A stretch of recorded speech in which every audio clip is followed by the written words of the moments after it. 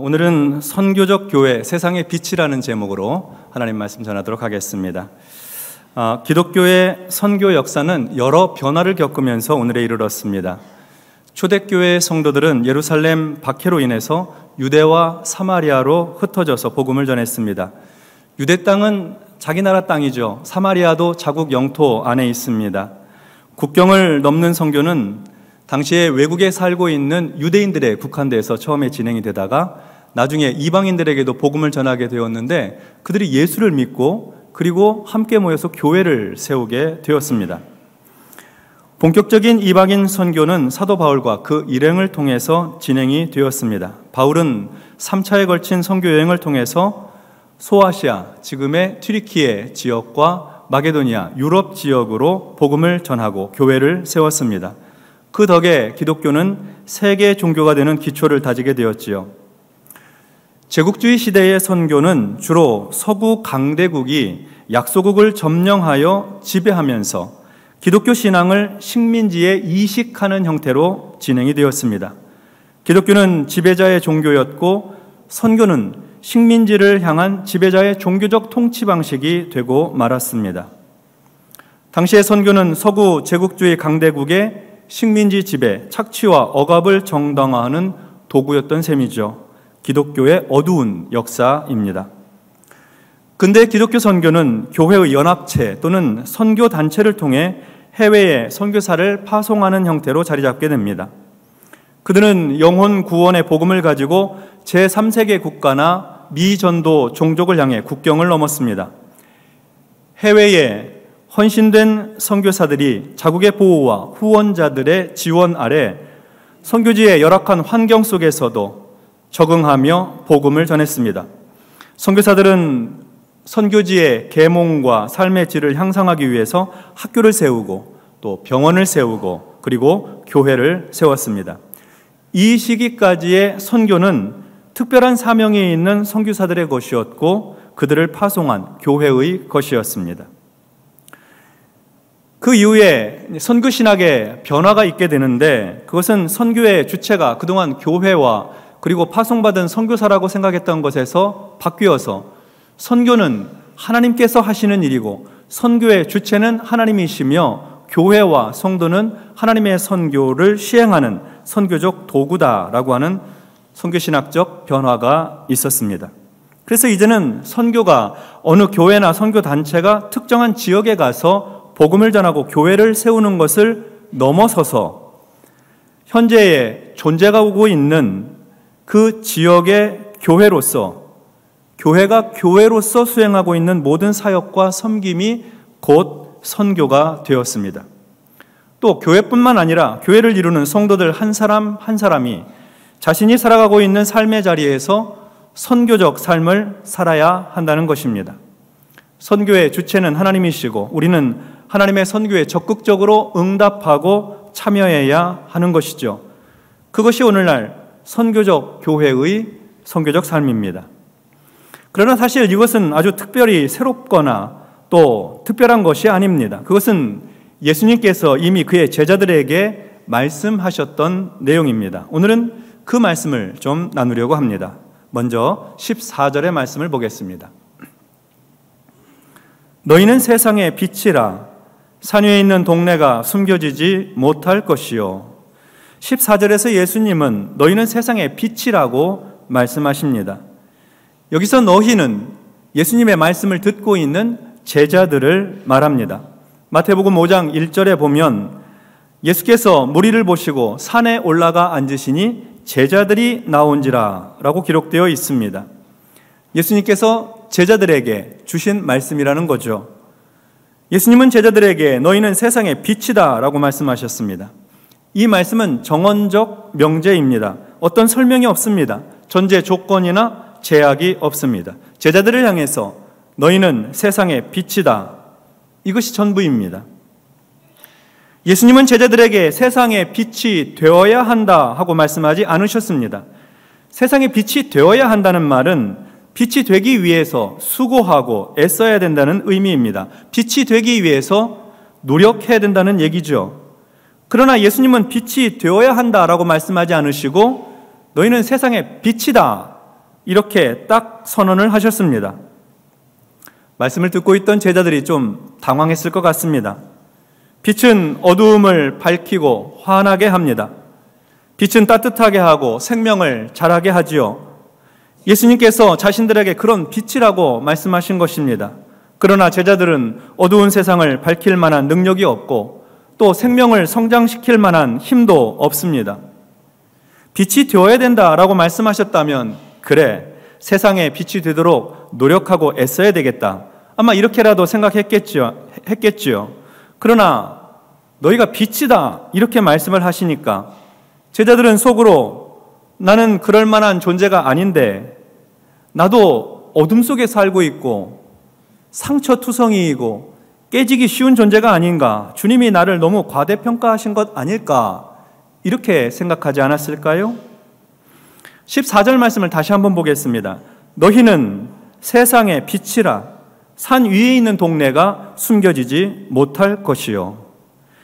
예수님께서 제자들에게 너희는 세상의 빛이라고 하신 뒤에 산 위에 있는 동네가 숨겨지지 못할 것이라고 말씀하셨습니다.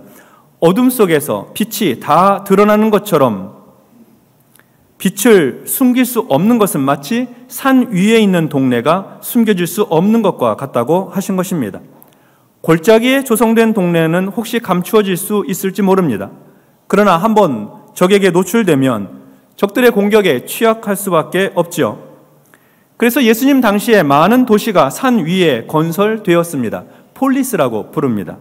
적들로부터 생명과 재산을 지키기 위해 높은 곳에 마을을 짓고 동네를 만들었던 것입니다.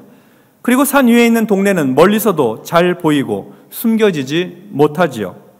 그런 것처럼 예수님의 제자들은 세상의 빛이고 어둠 속에서 숨길 수 없는 빛이라 하는 말씀입니다. 이 세상에서 예수님의 제자로 드러나지 않고 살 수 없다는 말씀입니다. 이 세상은 어두움입니다. 죄인들은 어두움을 좋아합니다. 캄캄한 밤에 활동을 하고 새벽까지 마시고 취하고 도둑질하고 죽이고 간음을 합니다. 어두운 시간에 악한 일을 도모하고 흑암의 때에 힘없는 사람을 때리고 폭행합니다. 어두움은 사탄의 시간입니다. 죄인의 시간입니다. 그래서 사도 바울은 에베소서 5장 11절과 12절에서 성도들에게 너희는 열매 없는 어둠의 일에 참여하지 말고 도리어 책망하라. 그들이 은밀히 행하는 것들은 말하기도 부끄러운 것들이라. 이렇게 말씀하였던 것입니다. 성도는 어두움의 일에 참여하지 말고 도리어 어둠의 일을 책망해야 합니다. 어둠의 일은 은밀히 행해지고 그것들은 말하기도 부끄러운 것들입니다. 예수님은 이렇게 어두운 세상에서 제자들을 향해 너희는 세상의 빛이다 이렇게 말씀하신 것입니다. 예수님의 제자들은 빛입니다. 어두움을 밝히는 빛이에요. 어둠 속에서 숨길 수 없는 빛이지요. 그래도 제자들 마음은 여전히 좀 찜찜합니다. 아, 나는 빛이 아닌데, 내 죄악된 본성은 어두움의 일부인데 내가 어떻게 빛이란 말인가? 너희는 세상의 빛이라는 말씀에 선뜻 동의하기가 쉽지 않습니다. 그렇다면 우리는 너희는 세상의 빛이라는 주님의 말씀을 어떻게 이해해야 할까요? 예수님은 요한복음 8장에서 다음과 같이 말씀하셨습니다. 8장 12절의 말씀인데요. 우리 이 말씀 같이 합독하도록 하겠습니다. 예수께서 또 말씀하여 이르시되 나는 세상의 빛이니 나를 따르는 자는 어둠에 다니지 아니하고 생명의 빛을 얻으리라. 아멘. 예수님은 자신이 나는 생명의 세상의 빛이라고 말씀하셨습니다. 예수님은 어두운 세상에 오신 빛이십니다. 예수님이 세상의 빛이라고 하는 이 말씀은 잘 이해가 되고 전적으로 동의가 됩니다. 예수님은 이어서 나를 따르는 자는 어둠에 다니지 아니하고 생명의 빛을 얻는다고 하셨습니다. 예수님을 따르는 제자는 생명의 빛을 얻는다는 겁니다. 주님의 제자에게도 생명 빛이 있다는 거예요. 그러니까 예수님이 이 세상의 빛이신데 예수님을 따르는 제자는 그 속에 예수님의 빛을 담게 되었다. 본래 빛이 없었는데 예수님을 따름으로 예수님 빛이 그 속에 담겨져서 그 빛을 세상에 밝게 비추게 되었다 하는 말씀입니다. 이것은 마치 밤에 뜨는 달이 그 자체로 발광체가 아니지만 태양빛을 받아서 그 빛을 반사하니 어두움을 비추는 빛이 되는 것과 같은 이치입니다. 우리가 예수를 믿을 때에 세상에 빛이신 예수님께서 우리 안에 생명의 빛을 비추어 주셔서 우리는 그 주님의 빛을 받아 세상을 향해 반사하는 것입니다. 나는 발광체가 아닌데 발광체를 품으니 그 빛을 비추어지는 것이죠. 그래서 예수님은 제자들을 향해서 너희는 세상의 빛이다 이렇게 선언하셨던 것입니다. 제자들은 이제 어둠에 다닐 수 없고 세상의 생명의 빛을 비추게 되었습니다. 나를 따르는 자는 어둠에 다니지 아니하고 생명의 빛을 얻으리라. 15절 말씀 이어서 보겠습니다. 사람이 등불을 켜서 말 아래에 두지 아니하고 등경 위에 두나니 이러므로 집안 모든 사람에게 비치느니라. 전기가 없었던 시절의 이야기입니다. 사람이 등불을 켜서 말 아래에 두지 아니하고 등경 위에 둡니다. 등불을 켜는 이유는 어둠을 밝히기 위해서입니다. 그러니 등불을 켜서 말 아래에 두는 사람은 없지요. 말은 곡물의 측량 도구입니다. 그래서 우리가 한 말, 두 말 그러죠. 우리나라의 말은 8kg 정도 담는 통입니다. 로마의 말은 모디오스라고 하는데 4kg 정도 담는다고 합니다. 절반 정도죠. 예수님께서 제자들에게 하시는 말씀은 사람이 등불을 켜서 말 아래에 두지 않는다. 등불을 말로 덮어두지 않는다 하는 겁니다. 어두운 방에 불을 밝히려는 사람이 촛불을 켜놓은 다음에 항아리로 덮어두는 사람은 없지요. 그 대신 등경 위에 둡니다. 등불이 어둠 속에 빛을 잘 비출 수 있도록 적당한 높이의 스탠드, 등경 위에 둡니다. 등불에 불빛이 드러나도록 하는 겁니다. 당연합니다. 상식적인 얘기죠. 그렇게 하여 어두운 밤에 집안 모든 사람에게 비치게 하는 것입니다. 산 위에 있는 동네가 숨겨질 수 없는 것처럼 등경 위에 등불은 어둠 속에서 숨겨질 수가 없습니다. 집안 모든 사람들에게 비추어집니다. 예수님은 이 말씀을 통해서 제자들에게 무엇을 말씀하려는 것일까요? 16절을 보도록 하겠습니다. 이같이 너희 빛이 사람 앞에 비치게 하여 그들로 너희 착한 행실을 보고 하늘에 계신 너희 아버지께 영광을 돌리게 하라. 아멘. 이와 같이 너희 빛이 사람 앞에 비치게 하여라. 등불을 켜서 등경 위에 두어 집안 모든 사람에게 비치게 하는 것처럼 너희 빛이 사람 앞에 비치게 하여라. 빛을 비추라 하고 예수님 말씀하신 것입니다. 말 아래에 감추어 두지 말고 등경 위에서 비추라는 말씀입니다. 제자들은 사람들 앞에 빛을 비추어야 합니다. 어두움 속에 다니는 세상 사람들에게 너희 빛이 비치게 하라. 그들이 밝게 보고 걸을 수 있도록 비추어라. 그들에게서 어둠이 물러가도록 너희 빛을 비치게 하라 하는 것입니다. 여기서 빛은 너희의 빛입니다. 예수님의 빛이거나 성령의 빛이 아니라 제자들의 빛입니다. 너희의 빛이라고 하는 것은 너희가 직접 감당해야 되고 너희가 실천해야 되고 너희가 행동해야 하는 너희 몫의 빛이라는 말씀입니다. 그 빛으로 사람 앞에 비치게 해야 합니다. 무슨 빛을 비출 수 있을까요? 예수님은 제자들에게 너희 빛이 사람 앞에 비치게 하여 라고 말씀한 후에 이어서 사람들이 너희 착한 행실을 보고 라고 말씀하셨습니다. 제자들이 세상에 비추는 빛의 정체는 착한 행실입니다. 제자들이 직접 감당해야 되는 제자들의 몫에 너희 빛은 착한 행실, 선한 행동입니다. 에베소서 5장 8절과 9절에 보면 너희가 전에는 어둠이더니 이제는 주 안에서 빛이라. 빛의 자녀들처럼 행하라. 빛의 열매는 모든 착함과 의로움과 진실함에 있느니라. 제자들은 예수 믿기 전에 어둠이었습니다. 그러나 이제는 주 안에서 빛입니다. 그래서 이제 세상의 빛으로서 사람 앞에 착한 행실을 보여야 합니다. 모든 착함, 모든 의로움, 모든 진실함으로 열매를 맺어 착하고 선한 행실로 살아야 하는 겁니다. 그것이 제자들이 비추어야 할 빛입니다. 마태복음 5장부터 7장까지를 보통 예수님의 산상수훈이라고 부르고, 우리가 오늘 함께 읽은 마태복음 5장 14절로 16절은 산상수훈의 일부입니다.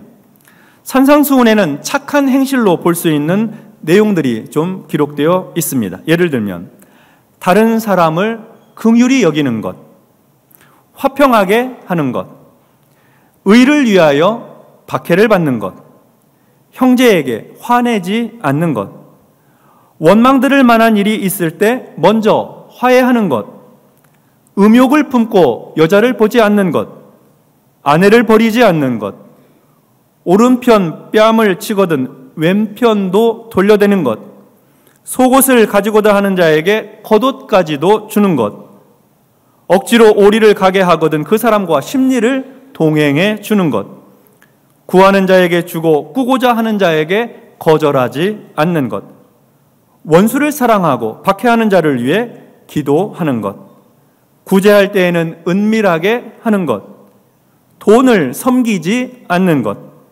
염려하지 않는 것, 비판하지 않고 이해하려는 것, 이런 것입니다. 이렇게 빛으로 사는 제자의 착한 행실은 사람들에게 비추는 빛이 되어서 그들의 어두움을 밝힙니다.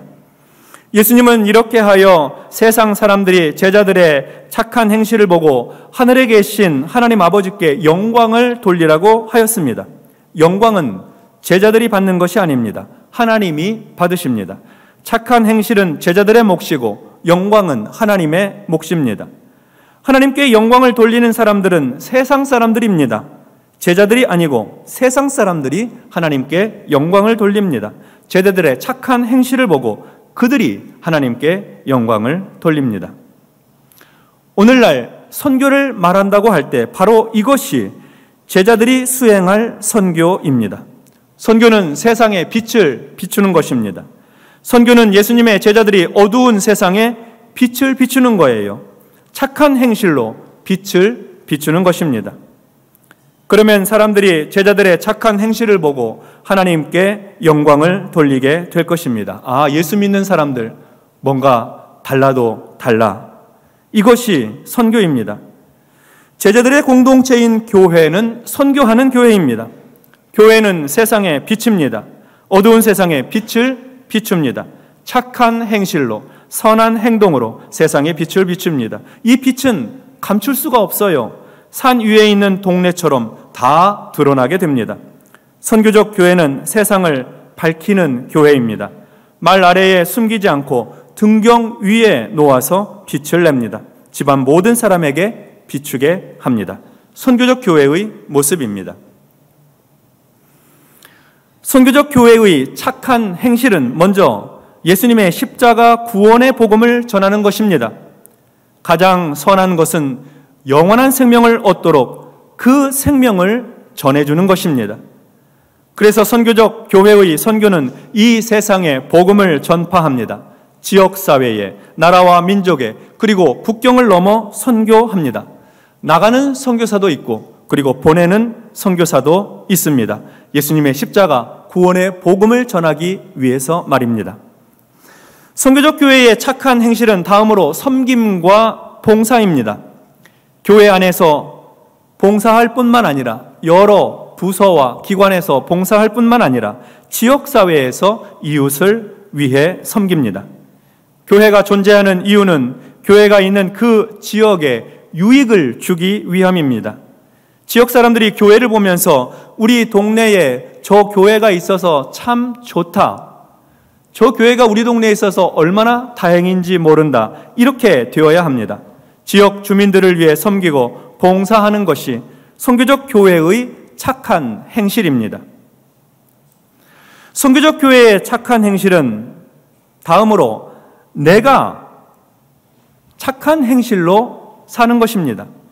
선교적 교회의 성도들은 선교적 삶을 삽니다. 가정과 일터에서 만나는 사람들에게 내가 예수님께 받은 생명의 빛으로 세상에 그 빛을 비추며 사는 것입니다.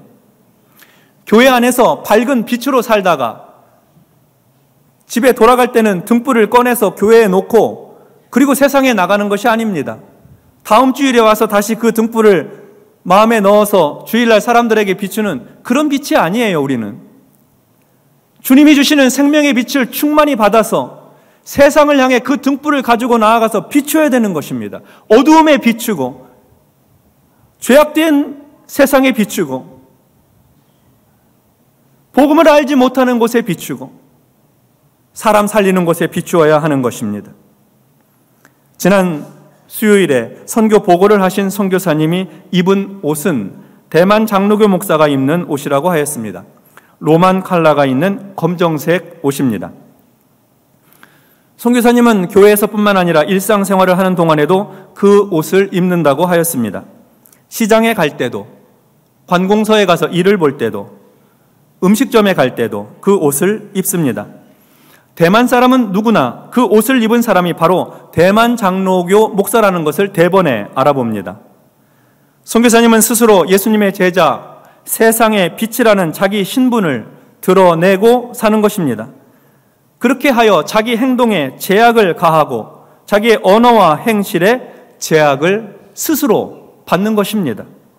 세상의 착한 행실로 빛을 비추려고 그렇게 하는 것입니다. 말과 행동에 불편함이 있겠지요. 세상에 빛을 비추는 존재로 살려고 자신을 드러내는 것입니다. 우리 청년들이 이번 주 15일부터 연합선교수련회를 갔습니다. 무더운 한여름에 충남 서산의 진장리 진장교회에 가서 농촌 어르신들을 섬기게 됩니다. 가가호호 방문하고 만나는 어르신들에게 예수님의 복음을 전하게 될 것입니다. 어르신들 어깨도 주물러 드리고 장수 사진도 찍어 드리고 머리 염색도 해드리고 매니큐어도 발라드릴 겁니다.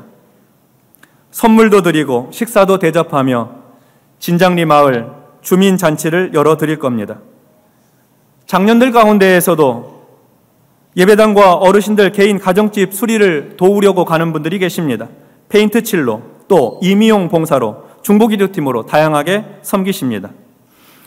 우리 교회와 협력사역을 하고 있는 미즈메디 병원 의료선교팀이 이번에 우리 교회의 의료봉사자들과 함께 어르신들의 건강을 돌봐드리고 치료해 드립니다. 모두가 자신의 시간과 재정과 재능을 들여서 다른 사람에게 착한 행실로 선교적 삶을 실천해 보려고 하는 것입니다.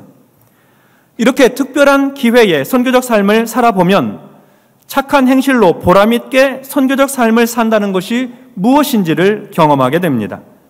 세상에 빛을 비추는 제자의 삶을 맛보게 되는 것이죠. 그런 점에서 이번에 선교수련회에 참여하는 우리 청년들과 여러 성도들, 기도해 주신 성도들, 후원해 주시는 분들께 진심으로 감사하고 선교적 삶에 참여하는 그 모습이 참으로 자랑스럽습니다. 성도 여러분, 우리는 예수님을 따르는 예수님의 제자들입니다. 예수님은 우리에게 너희는 세상의 빛이다 하고 말씀하셨습니다. 너희 빛이 사람 앞에 비치게 하여 사람들로 하여금 너희 착한 행실을 보고 하늘에 계신 너희 아버지께 영광을 돌리게 하라고 하셨습니다. 예수님의 생명의 빛을 받은 우리는 이 어두운 세상에 빛을 비추는 선교적 삶을 살아야 하겠습니다. 교회는 선교적 교회로서 존재하고 성도는 선교적 삶을 살아가는 그리스도의 제자로서 존재하는 것입니다. 예수님은 우리에게 세상의 빛이라고 하시고 빛을 비추라고 하시면서 그 일은 너희 몫이니 너희가 알아서 잘 감당해라 그렇게 말씀하지 않으십니다. 선교적 교회, 선교적 삶을 살아가려고 하는 성도들에게 주님은 성령을 보내주시고 그리스도의 영을 보내주시어서 세상 끝날까지 함께 계시는 것입니다. 그래서 마태복음 28장 20절 하반절에 보면 볼지어다 내가 세상 끝날까지 너희와 항상 함께 있으리라 이렇게 약속해 주셨던 것입니다. 이 약속은 선교하는 제자들에게 하신 약속입니다. 선교적 삶을 살아가는 성도에게 주신 약속이에요. 하나님께서 선교적 교회, 우리 바름 교회 위에 그리고 선교적 삶을 살아가는 세상의 빛 우리 성도들에게 세상 끝날까지 우리 주님 함께 하시면서 선한 행실로 세상에 빛을 비추어 어둠을 쫓아내고 생명을 구원하는 일에 헌신되도록 도와주시기를 주님의 이름으로 축원합니다. 기도하겠습니다. 하나님 감사합니다. 우리가 전에는 어둠 속에 살았었는데 예수 믿고 밝은 빛 가운데 살게 하시니 감사합니다. 뿐만 아니라 우리에게 생명의 빛을 주셔서 그 빛으로 세상에 나가 빛을 비추며 이 어두운 곳을 밝게 하게 하시니 감사드립니다. 착하고 선한 행실을 가지고 세상을 변화시키게 하여 주시고 그리스도의 복음으로 생명을 살리는 일을 능히 감당하게 하옵소서. 하나님께 영광 돌리도록 그렇게 도와주시고 선교적 삶을 살아가는 내내 세상 끝날까지 우리 주님 우리와 함께 하옵소서. 예수님의 이름으로 기도하옵나이다. 아멘.